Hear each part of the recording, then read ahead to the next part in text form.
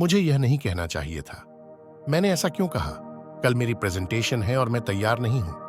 मैं निश्चित रूप से खुद को शर्मिंदा करूंगा और लोग मुझ पर हंसेंगे। ये कुछ एग्जाम्पल्स हैं जो ज्यादा सोचने की ओर ले जाती हैं। मैं आपको ज्यादा सोचने की समस्या को दूर करने के लिए 3 सर्वोत्तम तरीके के बारे में बताऊंगा। ओवर थिंकिंग एक सोचने की प्रक्रिया है जहां आप पिछली घटनाओं के खराब स्थिति या भविष्य के परिणामों के बारे में सोचने लग जाते हैं।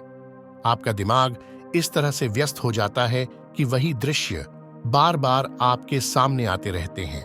अगर आपको लगता है कि आप ज्यादा नहीं सोचते हैं, तो आप अपने आप को ये प्रश्न पूछिए: क्या आप भविष्य के बारे में चिंतित हैं?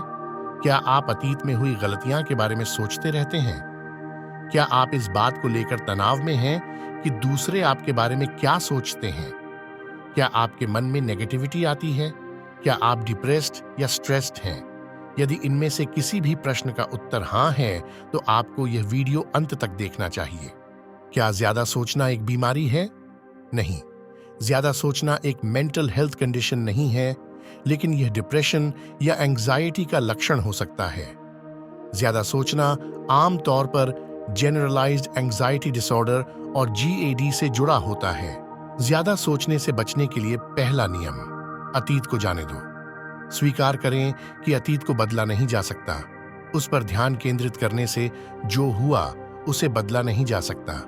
पिछली गलतियों के लिए स्वयं और दूसरों को क्षमा करें। क्षमा का मतलब भूलना नहीं है, बल्कि इसका मतलब उन घटनाओं से जुड़ी नेगेटिव थॉट्स को दूर करना है।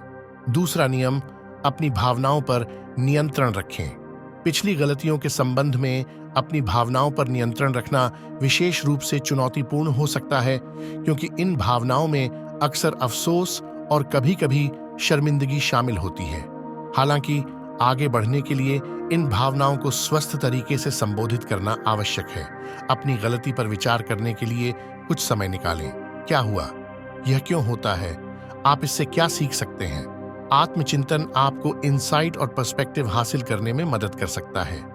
याद रखें कि हर कोई गलतियां करता है और वे सीखने के अवसर हैं। अपने प्रति उतने ही दयालु बने जितना आप समान स्थिति में किसी मित्र के प्रति होंगे। अपने आप को माफ करें और आगे बढ़ें। तीसरा नियम: पिछला उदाहरण से सीखें। पिछली शताब्दी से सीखना व्यक्तिगत विकास का एक महत्वपूर्ण सिद्धांत है। आपसे ऐसा क्यों हुआ?